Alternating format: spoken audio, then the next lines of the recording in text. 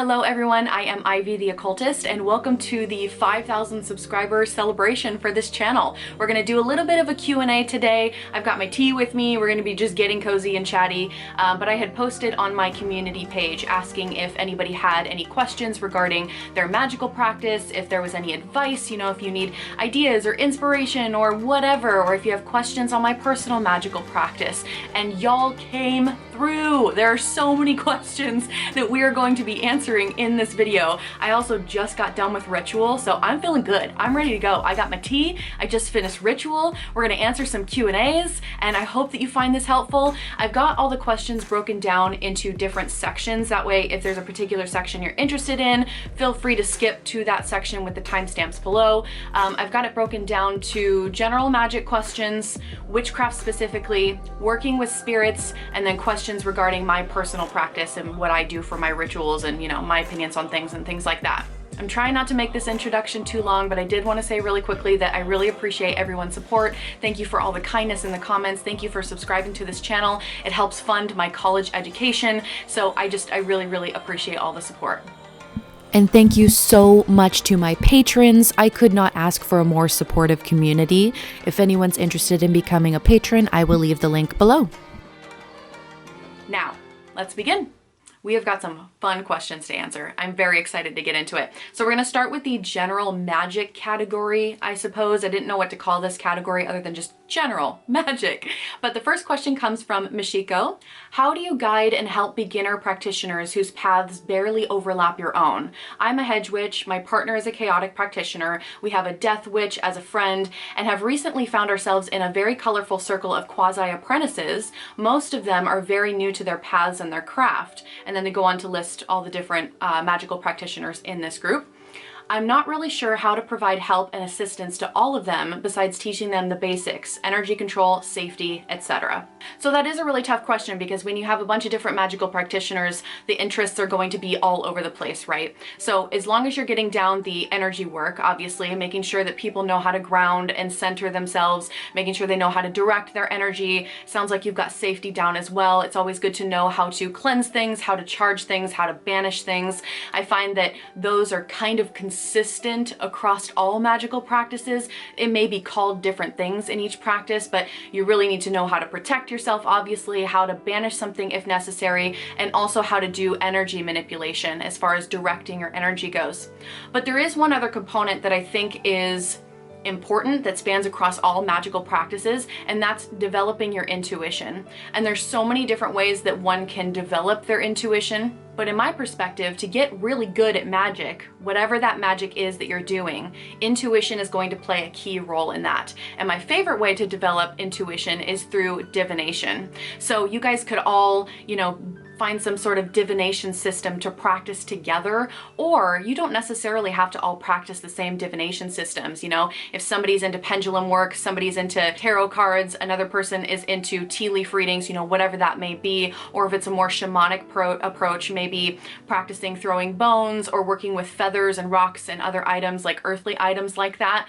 But finding some sort of divination and then practicing it over and over and helping develop your intuition that way is going to be really helpful. And you all can kind of be on the journey together, even if you're practicing different divination systems together, or you all could just commit to learning tarot together or learning, whatever. You could also practice reading auras on each other. You could also practice, developing your psychic abilities, whatever those psychic abilities are, because I do think that psychic abilities and developing your intuition are really going to be at the core of a lot of different magical systems. And that can help everyone, So maybe set up some sort of accountability system between all of you so that you can all work on your intuition and or your psychic abilities at the same time. That would be my suggestion. And I'm going to try to answer these questions kind of quickly because I tend to be a really wordy person. I tend to drone on and on. So I'm going to try to be as concise as I can because we've got a lot of questions to go through.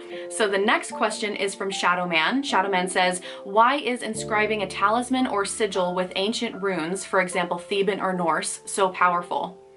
This is a fun question because there is no right answer to this. Nobody knows why they're so powerful, but I do have a theory. My theory comes from really Carl Jung's teachings. If you don't know who Carl Jung is, definitely do some research on him. There is this idea of the collective unconscious, that we all have this tether or this cord connecting us to this collective unconscious that is a collection of all of our memories that we've ever had as a human race, all of our thoughts, emotions, you know, what have you, that we're all part of this hub of energy, I suppose. And so the more people that put power into a specific symbol or sigil or idea or whatever it is, the more powerful that item becomes because of the belief in it. In my personal opinion, this kind of relates to deity work as well. The more people that believe in a specific deity, the more powerful that deity is, in my perception. And also vice versa, if nobody believes in a god anymore, do they even exist? I don't believe that they do. I believe that they need the belief in order to exist, in order to be powerful. They need to be worshipped. And so the same idea kind of applies to these old ancient runes or symbols or sigils or whatever. The more people that feed their belief and feed their power in it over centuries, the more powerful that symbol is going to become, because there's so much energy and memory attached to it. So that's why I believe inscribing older runes, specifically symbols that were used by your particular ancestors, onto some sort of item for your magical practice is so powerful. I mean, yes, I love sigils that I create myself. I use sigils a lot in my magical practice, but old ancient symbols that you can incorporate into your magical practice are just going to give you that extra oomph of power. So that's my theory about it. I actually talked about the collective unconscious quite a bit in the 2K subscriber celebration video, so I won't reiterate all the things that I said in that video. So if anybody's interested in hearing more about collective unconscious stuff, I'll link the 2K and the 3K down below. George asks, my question is in regards to chaos magic. What happens if you don't like to worship deities? It's not something you personally like doing, no matter how it's been throughout. So the best thing about chaos magic is that you can do whatever the fuck you want.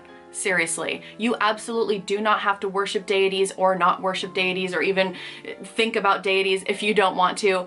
Deity work is something that you can choose to do in chaos magic, and I did a whole video on chaos magic and deity work because it's so different than other magical practices. So I made a whole separate video on that specifically from the chaos magic perspective, which is the perspective I operate from when I do deity work. It's different from witchcraft. It's different from, you know, whatever. With that said, you absolutely do not have to do any sort of deity work if you don't want to. Chaos magic is about finding what works for you. It is based on paradigm shifting, practicing what works, experimenting, forcing yourself to believe in things that you previously maybe wouldn't have believed in, trying to achieve that ego death. And however you can achieve those things, it does not have to be through deity work. You can do it many other ways in your practice. So don't worry about that. You don't have to do it if you don't want to. Marcy asks, I'm wondering if you have any ideas for protection while at work at a regular job. Anything that won't draw too much attention from colleagues or managers,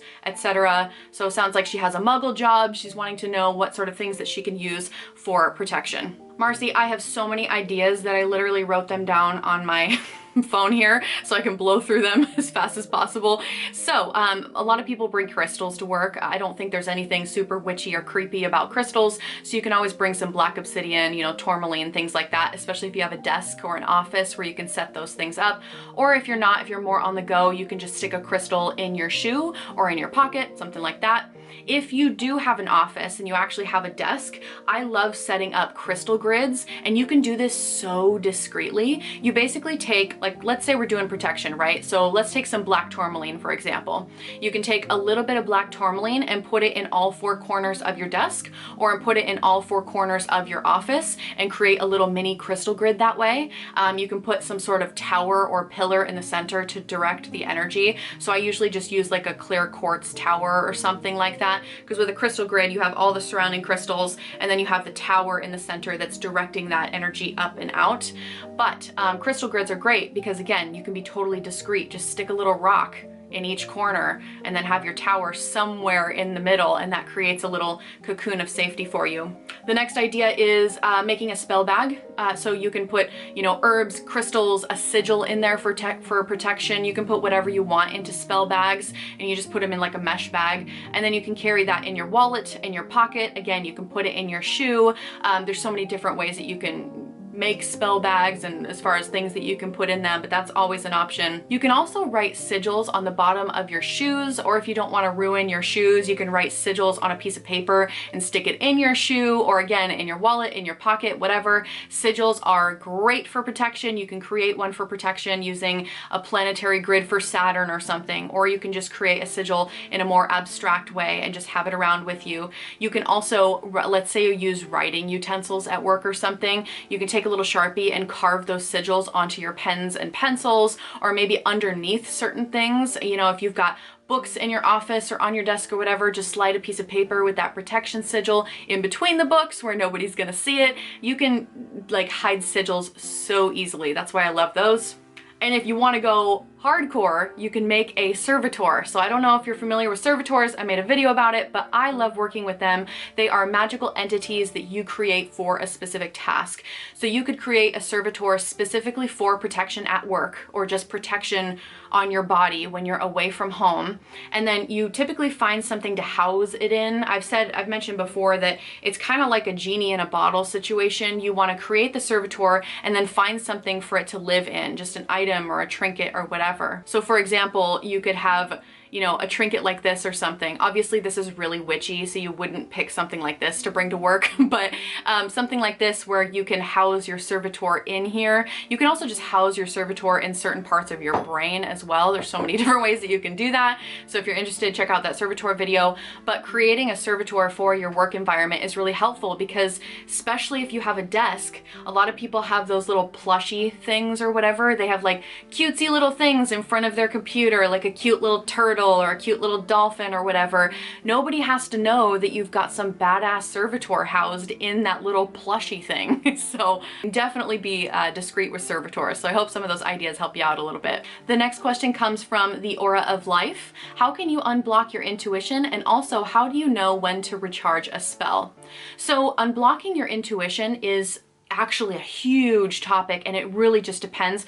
I made a video on how to develop psychic abilities, and I'm going to link that video down below in the description box, because in that video it goes much deeper into how to unlock your intuition and remove mental blockages. I talk about the psychological triggers and the conditioning of society, and that video is going to go much deeper than I can go in this video. So definitely check out that video on how to develop psychic abilities, because the same thing applies for intuition, psychic abilities, they kind of go hand in hand. So that video is going to be much better at answering that first question.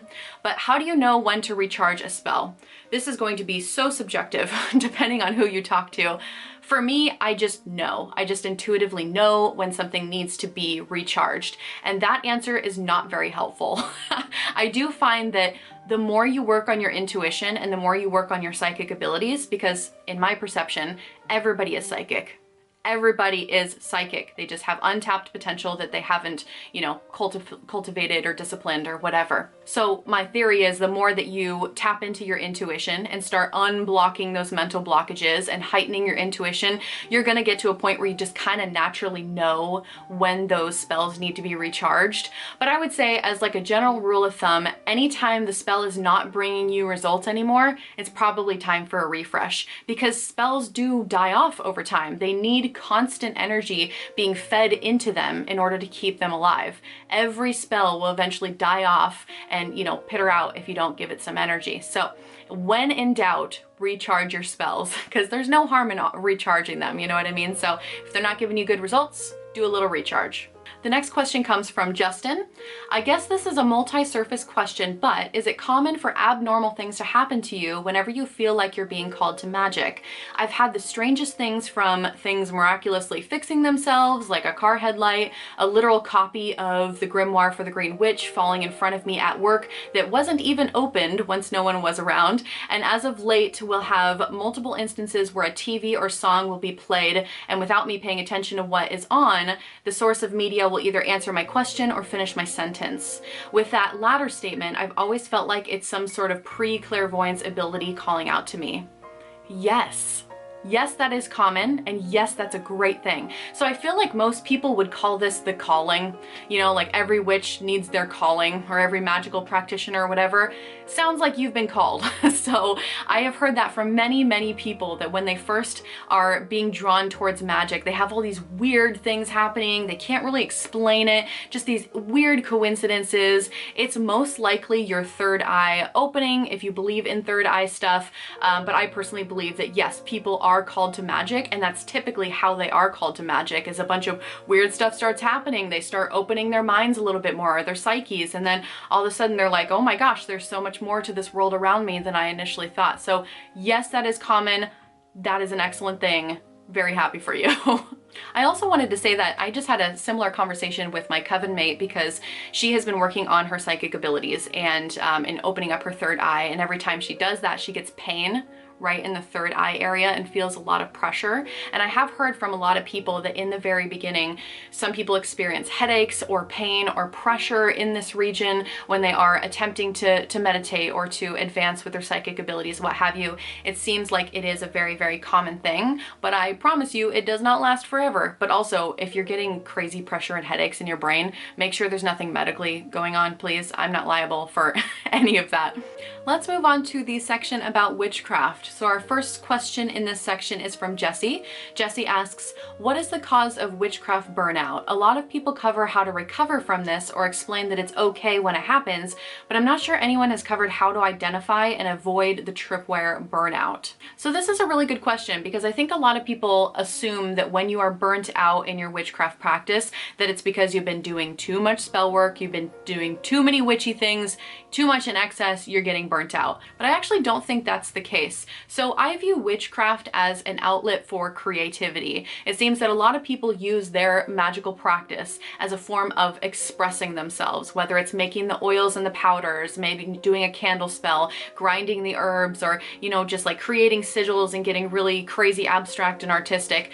There is a level of creativity within witchcraft, and I find that when you are stressed out and too taxed in other areas of your life, your creative outlets are the first to go. And it's not just witchcraft. If you've ever noticed in your life where you have become exhausted by work, by school, by your relationships, maybe your home life is a little bit unstable, the first things that get cut out of your life are your hobbies, typically, because you're in survival mode at that point. Your body shuts down and goes into survival mode of, I only have so much energy to give right now. I need to eat, so I need to feed myself. I need to sleep. I need to handle these crazy situations that are happening in front of me. You basically go into this survival mode, and people stop painting. They stop being artistic and crafty. They stop doing the things that they really love doing. And unfortunately, I think witchcraft does fall in that category as well. So that's my answer. I mean, obviously, I think there's a lot of different reasons why a burnout could happen, but I think that looking at the other areas of your life is really, really important in order to avoid that burnout, because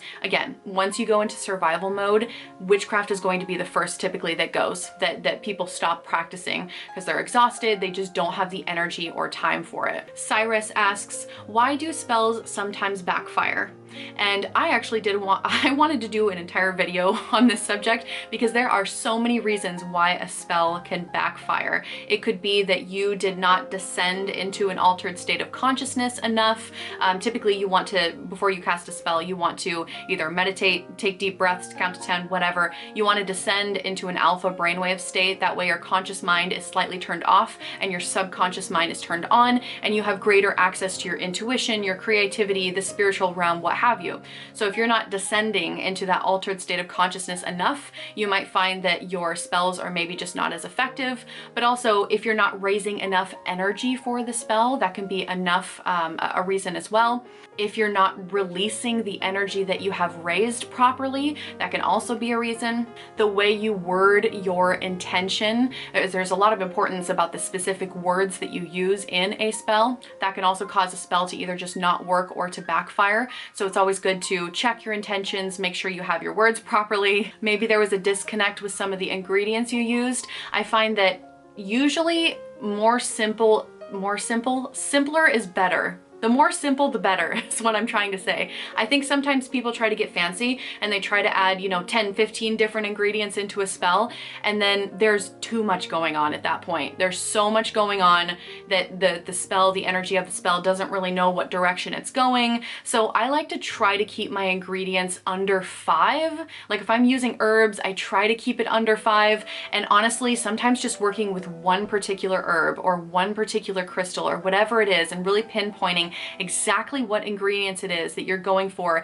that perfectly match your intention is going to be better than adding in, you know, a bunch of different herbs with also different correspondences, and then the spell gets confusing and then it's just too much. Also, believing in your spell and actually believing that it's going to work is so important. If you have any doubts in your mind whether the spell is going to work or not work, that doubt is going to kill that spell faster than anything. So you really do have to believe in your mind that it's going to work. You need to set it and forget it, not obsess about it, just set it, leave it alone, forget it even happened, and it will manifest. So yeah, I guess that's the shortest way I can explain it, because there are so many different things why a spell may backfire. It really just kind of depends on the particular spell that you're working on. So Monoceros asks, what do you typically do with spell items after you perform your ritual? For example, spell jars, how long are they supposed to be kept? Do they need to be recharged, or do you get rid of them? If you do have to get rid of spell items, do you just throw them in the trash? Okay, so first question, spell jars, how long are they supposed to be kept? What do you do after these items? So it really just depends on the spell, of course. For spell jars in particular, you keep them until the spell has manifested. If it's a perpetual thing, then technically you would keep the spell jar forever. I actually don't like working with spell jars anymore for this exact reason, because you have this bottle of things inside of it, and if it's a perpetual one, you kind of need to continuously recharge it, because as I mentioned previously, if spells don't have energy constantly being fed into it, they do eventually die off. So you definitely need to keep recharging that spell for as long as you want to have it. But I don't like spell jars anymore for this exact reason of the disposal. I usually try to find something that's a little bit biodegradable, something that I can bury into the earth, or something that I can throw into a creek, or something that I can burn into my cauldron or throw into the wind, you know, something that's a little bit more biodegradable. But not to say that there's anything wrong with spell jars by any means. But let's say you did a spell in a spell jar, it has manifested. What do you do with that spell jar afterwards? What you would want to do is, if you are done with the spell, you don't want it to continue on anymore, you would take it apart bit by bit. You would, if there's certain items that you want to reuse, like say there's some crystal chips or in there or something that you want to reuse, what you would do is you would just do a little cleansing. You could do a smoke cleansing, you can lay them out under the moonlight, you know, however you particularly like to do your cleansing, that's fine. And then I usually smoke cleanse the bottle so I can reuse that bottle again in the future. You can also clean the bottle with some moon water or sun water or whatever it is, whatever energies you're wanting to use to kind of wipe it clean. If we're talking about cleansing though, I like new moon water, because new moons are excellent for cleansing. So if you're wanting to clean something with water rather than using like a smoke cleansing system, you can use new moon water and just kind of wipe it out.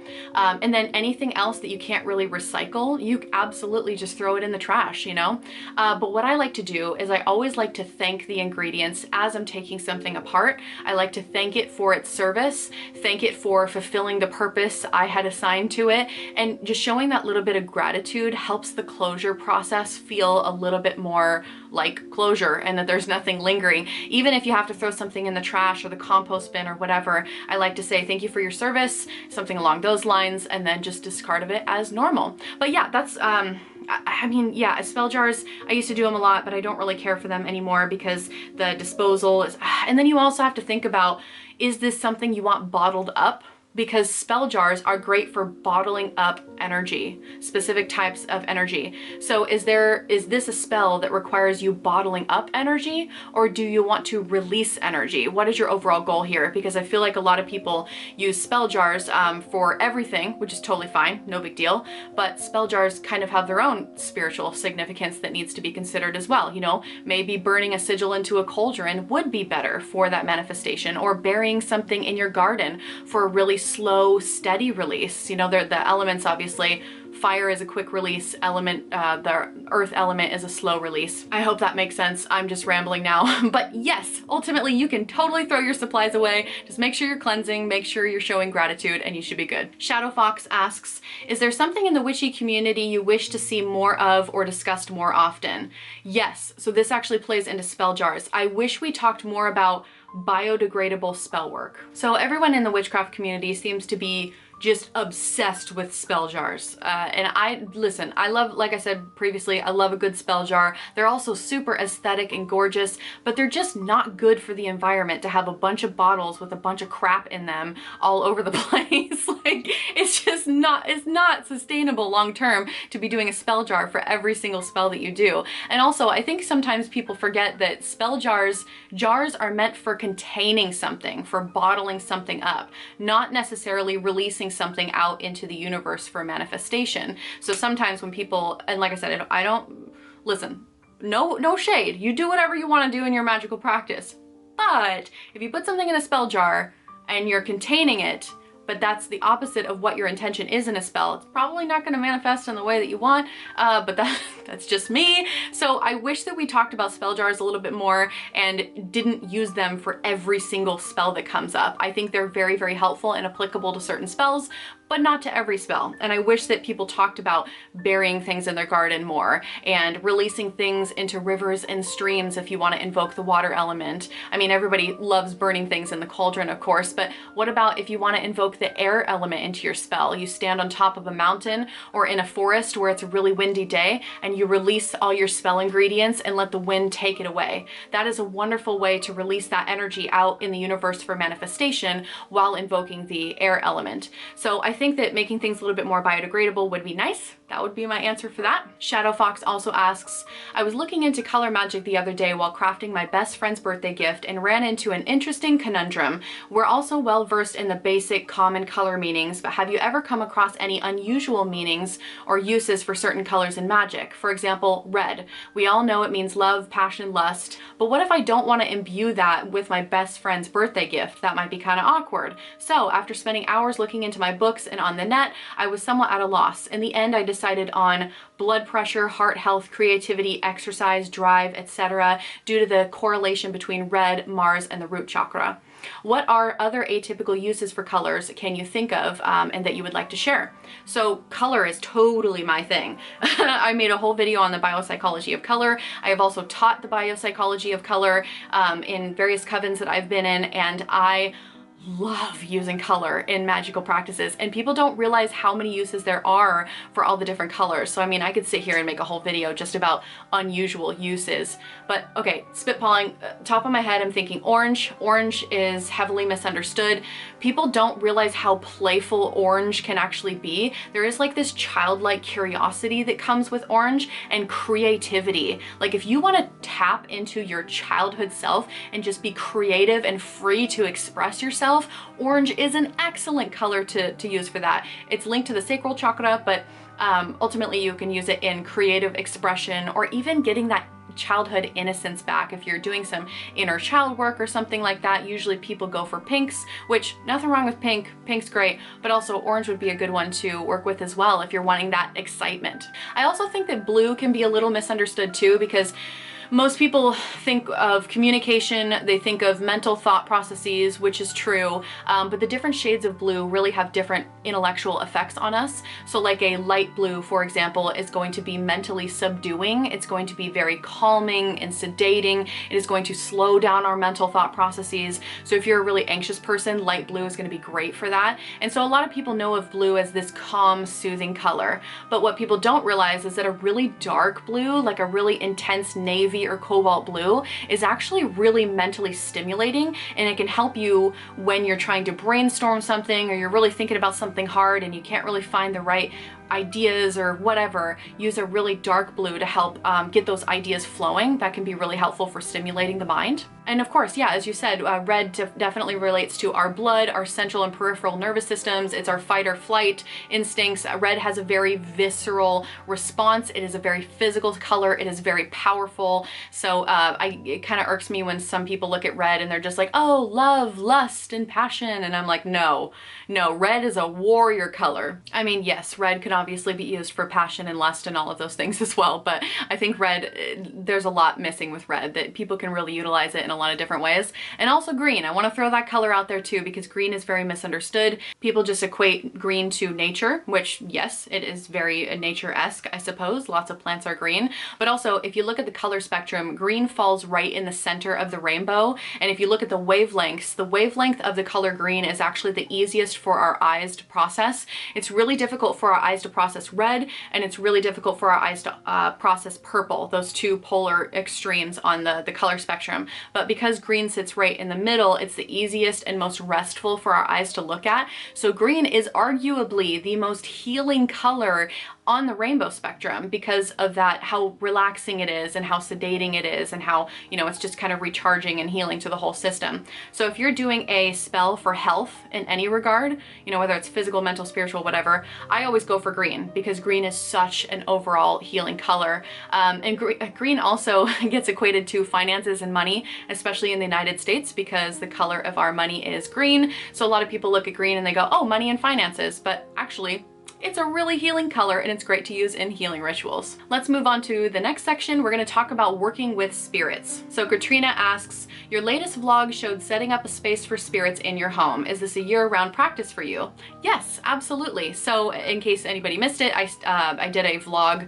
It was like an autumn witch vlog or something where I was decorating and I set up this Halloween village and brought in some spirits. And I really enjoy having spirits in my house throughout the year, and I find that during the fall time and the springtime there is heightened spiritual activity. And it's not just me, it's an everyone thing, because the veil is thin during those periods. During the fall time and in the springtime there's a little bit more of the crossover between the physical realm and the spiritual realm, so you typically get some higher spiritual activity there versus, you know, summer and winter when the portals are closed, or however you want to say that. But yes, I love working with spirits year round, so I set up this little haunted village for the spirits to stay in or just pop in and say hello to me if they would like to. I think I'm gonna do another vlog. I'm gonna do a winter witch vlog when it comes up, but I have a what is it? It's not really a Christmas village. It's like a Yule village that I set up. It's really cute. There's all these cute little, you know, goblin huts.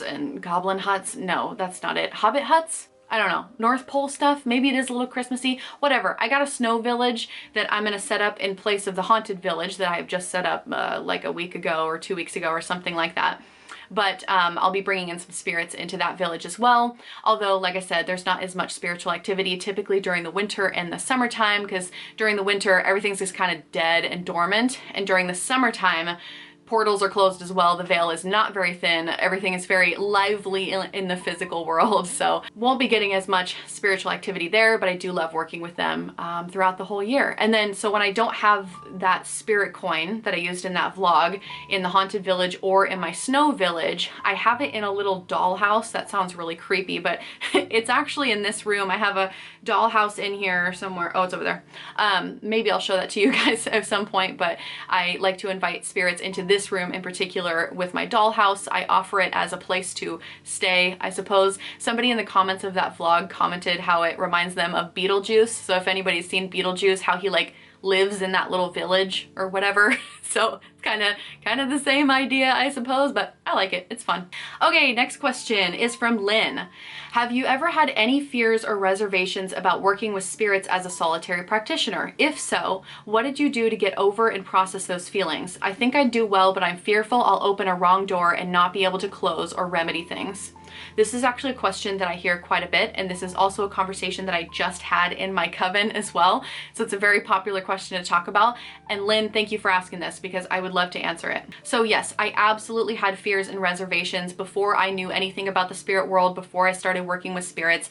I think it's normal to have fears and reservations. If you don't have fears and reservations, that's a little concerning to me. So it's totally normal to feel a little fearful in the beginning. And I think that fear really does come from the unknown, because you just don't know what to expect. You don't want to open a wrong portal or whatever. You don't want to be possessed by a demon. I mean, these are valid concerns. And so I think it's important to first address where your fear is coming from, because I had to address where my fear was coming from. I had to figure out Am I fearful because talking to ghosts is creepy? Am I fearful of doing something bad, like I'm going to hell? You know, where are these fears coming from? Like, what is the root at them? Are you just simply scared of something bad that's going to happen, etc.?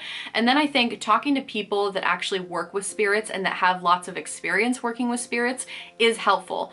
Kind of like what we're doing right now, but but really it's helpful to talk to people that actually do this kind of work quite a bit, because what you'll find if you talk to more people than just me, I definitely encourage you to do that, but what you'll find is that it's actually very, very uncommon for people to have bad spiritual encounters. And even if you do, most bad spirits, I don't even want to call them bad because in most cases they're not even bad, they're just misunderstood, can be easily eradicated by a simple smoke cleanse. So I'm not saying that there isn't any sort of safety involved, because you need to know how to banish something just in the off chance that you ever get yourself into that situation. So it's important to have that written down on a piece of paper somewhere, that way you know how to banish a spirit if need be. But I, after all the years of working with spirits, I, knock on wood, have never had to banish a spirit, ever. I've had one encounter once with a spirit that was bad, and I was able to reconcile that by either talking to them, well, actually it was a combination of talking to them, figuring out what it was that they wanted, and really what they wanted was respect. This was their space and I was encroaching on their space. Some spirits are simply scared and they don't know how to communicate with you, and so sometimes you'll find that spirits are knocking things off shelves or whatever, or banging on doors, and they're really not evil or bad, they just literally don't know how else to communicate their needs. It's almost like a child screaming for help. They don't know how else to ask for help.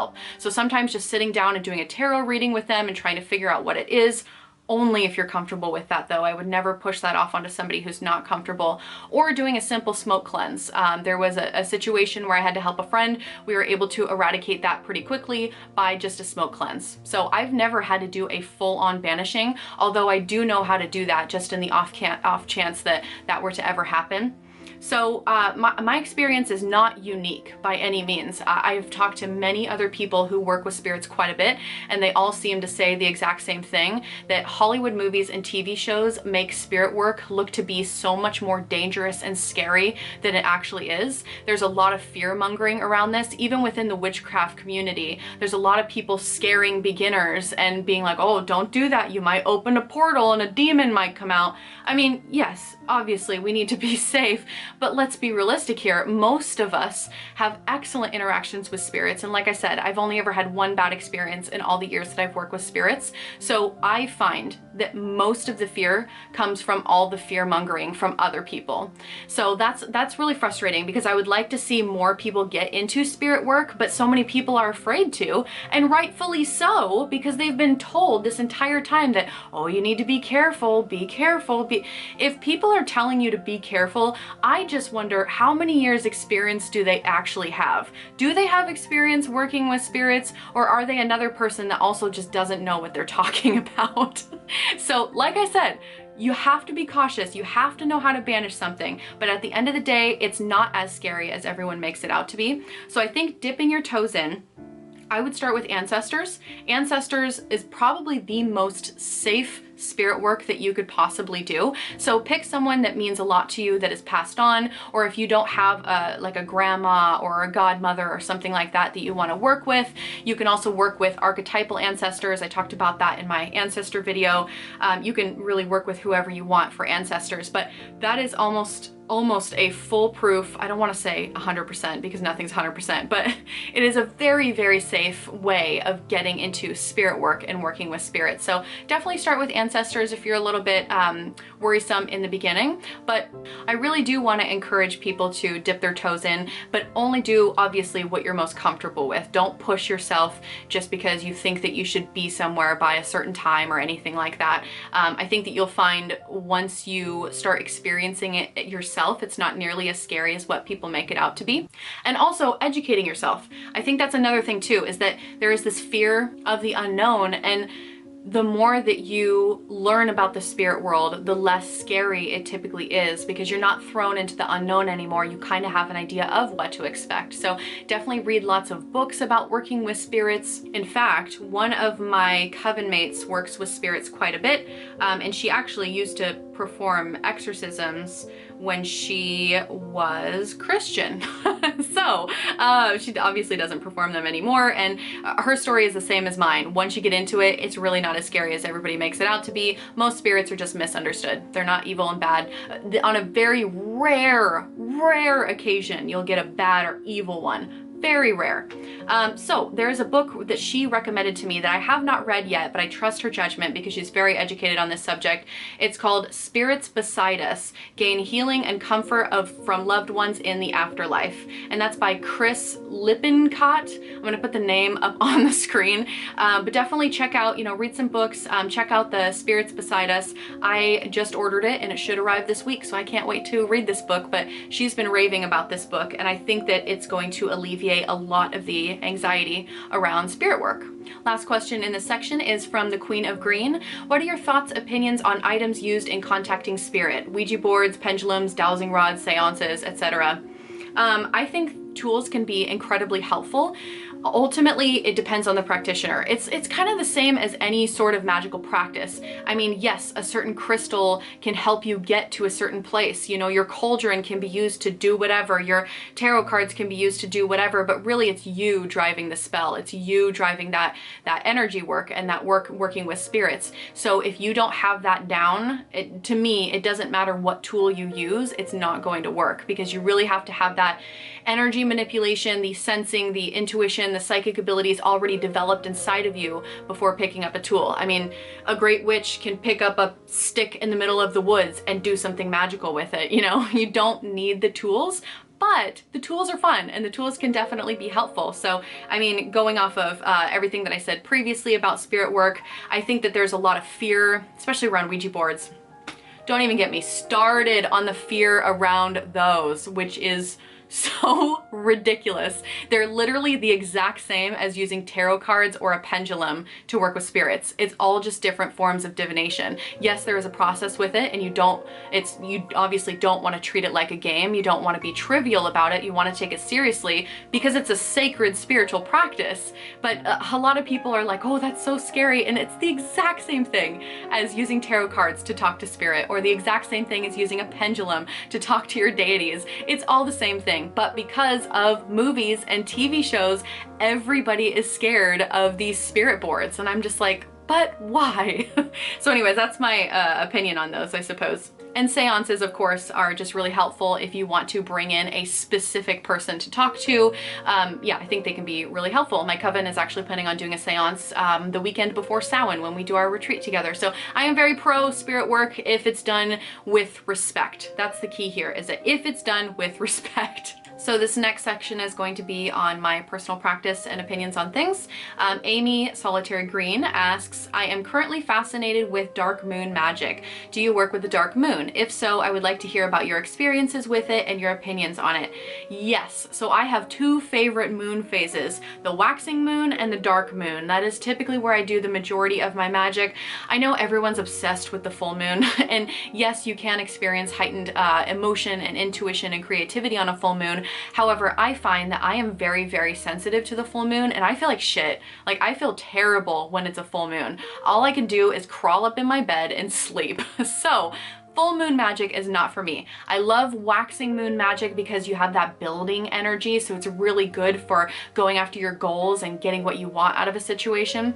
But I really love the dark moon, specifically for banishing and cutting ties. I mean, the dark moon, you can really cleanse things, clear house, banish things. You can even use the dark moon to do baneful magic. And for anybody that's not familiar, the dark moon is typically the day before the new moon, or like a couple days beforehand. Some people consider the actual new moon as a dark moon. I usually do it like the day before a new moon. But what I love doing is a little cord cutting ceremony. So I do frequent cord cuttings, and they're not quite as extensive as, like, everybody has seen those cord cutting rituals where they have the two candles and then you tie the candles together with a string and then you burn both because you're trying to sever and totally cut ties with people. That's not necessarily what I'm talking about. I'm just talking about little energetic ties, because it is my belief, I believe in the string theory or the cord theory, where we all create these energetic connections in between each other. So if somebody comes to my house to deliver a package, there's a little tiny thread that's there between them and my home, or them and me, or whatever. And the cord between me and my significant other is going to be a really thick, robust cord because we have a very deep relationship, obviously. So there's all these different types of cords and different strengths of cords, in my opinion, that we have with other people. It's like if you go to the grocery store and you have a really shitty interaction with somebody and they're just terrible. I mean, they're just really obnoxious, or maybe they put you down a little bit and they just have this, I don't know, it's just a bad vibe and you just need to get that off. At that point, I do think there is a little bit of a cord that has developed between you and this malicious person. And so what I like to do during the dark moon, hold that thought, I love to take my athame and cut all those cords out. So I don't do a massive cord cutting where I'm doing, you know, totally cutting ties with people in my life that are important to me or whatever, but I do a cord cutting in the sense that I do this ritual where I kind of run this over my body and I focus on cutting all the little cords, the tiny cords from people, the really, you know, shitty interactions from people that I don't want tied to me anymore, just getting all that gunk off of me, just banishing those energies. They don't belong to me. And afterwards, I feel so much lighter. Oh my goodness, I feel so much lighter. So I think maybe at some point I will do a video. This looks so scary. I will do a video at some point of how to do different types of cord cuttings, because I think there's only like one cord cutting that I ever see, and it's with the two candles that are tied together, but I love using an athame to cut tiny cords. So that's typically what I use for a dark moon, is I'll go through a little banishing ritual to get rid of those nasty energies that I don't want clung to me anymore. But yeah, people use dark moons for a bunch of stuff. I mean, hexing and cursing and getting all sorts of baneful. I don't really do baneful magic. I mean, I have done it in the past and I'll do it if I have to, but I just don't care enough. You know, people are gonna ruin their own lives, so it's just not for me. All right, next question is from Harley. Harley asks, what made you stop being a monk? Why is witchcraft calling you so much right now? So I was never officially a monk, but, and I think actually in a lot of traditions, you have to be a man to be a monk. You have to be ordained by a specific person and go live in the monastery, blah, blah, blah. I was never officially a monk, but I was a Buddhist for 5 years and I loved it. I loved Buddhism. It was so freeing. It was probably the biggest piece to my spiritual awakening, and I still have Buddhist tattoos to this day, obviously. So it was a big piece of my life. But the reason why I ultimately decided to leave Buddhism is because there is a lot of disconnection in Buddhism. It's a lot of disconnecting from your ego, disconnecting from the physical reality, transcending this plane and reaching enlightenment somewhere else. I know other people might argue with me on that a little bit, but I found that although detachment is something that I think that we should practice, because sometimes our attachments can be the root of our suffering, and actually in most cases it is the root of our suffering, I found that there was something missing in Buddhism. I kind of wanted to practice detachment in Buddhism while also stepping into my most primitive self. And that's something that I really love about paganism and witchcraft, is that it is very primal for me. It gets me into my 5 senses. I can get really creative. I'm mashing herbs together, you know, I'm creating these oils and creating these powders and doing things that are very physical with my hands, and it's almost meditative in a way. I also love ritual. I love getting primal in my rituals. I love the pagan holidays. I love group ritual when you're going into trance work, and there's just something so seductive and alluring about witchcraft, you know?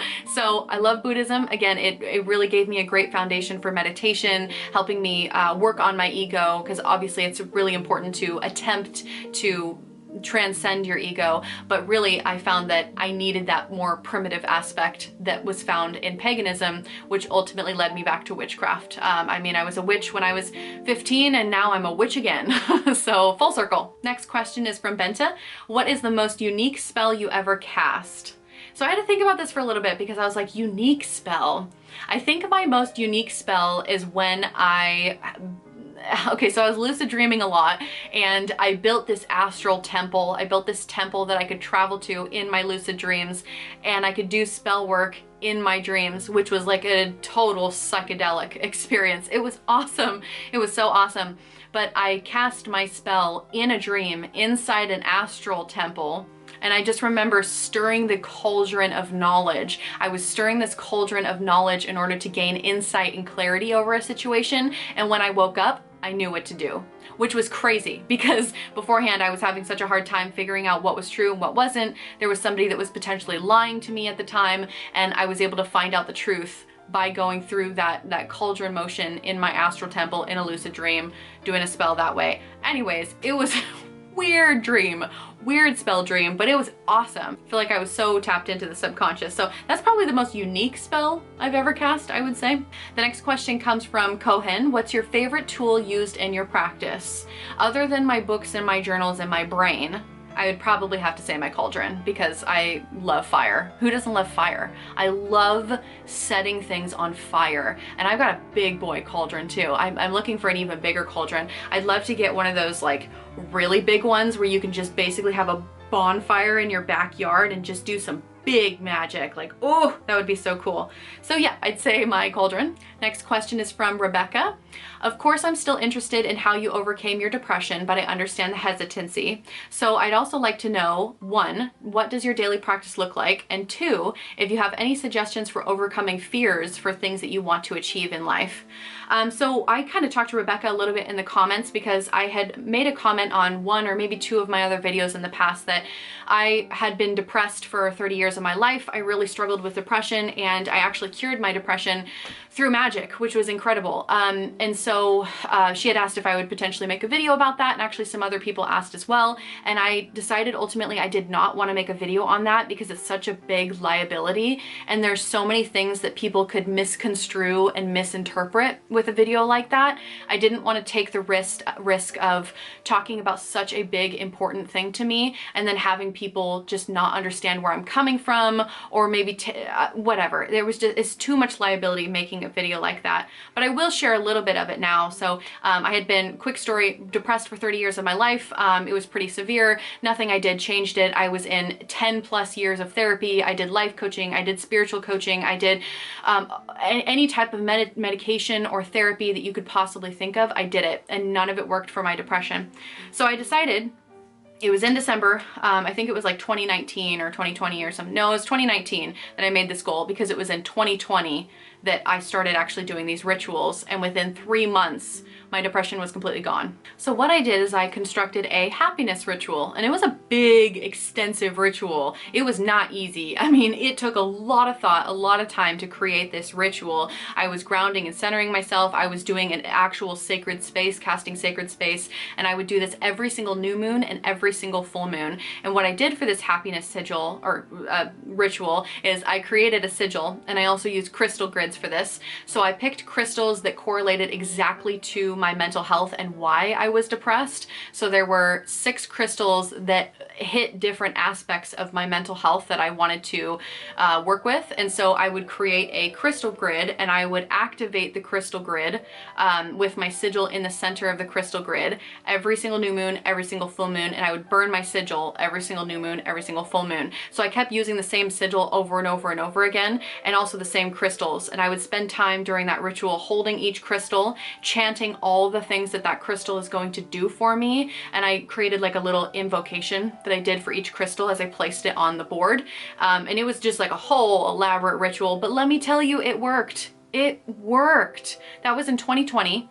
After 3 months of doing that twice a month, I was no longer depressed, and my depression has not come back. And obviously we're a couple years into the future now, so if it were to come back. So I just, yeah, Magick can do some incredible stuff. I have tried literally everything else, but it took ritual with crystal grids and sigils in order for it to work. So yeah, maybe that's a video I'll do in the future of exactly the ritual I did, but I'm still kind of iffy on that because I don't want people to, you know, whatever. So anyways, first question, what does your daily practice look like? I don't have a daily practice. I know everyone always preaches, you must have a daily practice and blah, blah, blah. And while I think daily practices are important for people who need structure and need routine and need discipline, and also for beginners, because it really helps you develop your psychic abilities, your intuition, helps develop your dedication to the craft. You will excel a lot faster if you do a daily ritual as a beginner. However, I've been doing this for a long time. Also, my physical health, I have some physical health problems, and that does not allow me to practice Magick every single day. So I practice Magick whenever I feel good to practice Magick, and I don't have a daily routine anymore, and it's so freeing. I also find that I am a very, very type A person. I am a perfectionist, so type A, ridiculously type A. So with that, I actually need witchcraft to be more creative and flowing and fun. If I start trying to implement structure into my witchcraft, that is where it's not an art anymore. It's not fun for me. It becomes a chore. And I'm already so regimented and structured in other areas of my life that I need this part of my life to be completely unstructured.